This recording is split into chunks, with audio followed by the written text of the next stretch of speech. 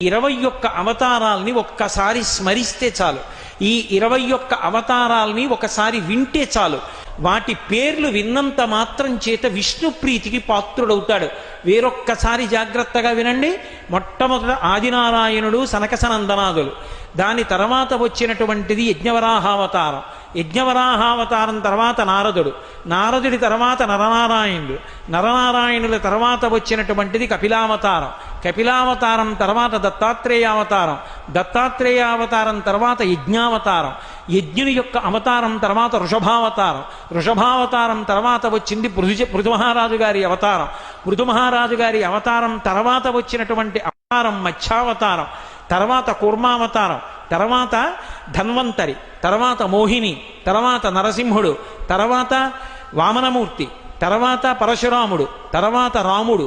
తర్వాత రామచంద్రమూర్తి. తర్వాత బలరాముడు. బలరాముడి తర్వాత కృష్ణ భగవానుడు. కృష్ణ భగవానుడి తర్వాత ఏకకాలంలో 2 అవతారాలు ఉంటూ ఉండొచ్చు వీటిల్లో. కృష్ణావతారం.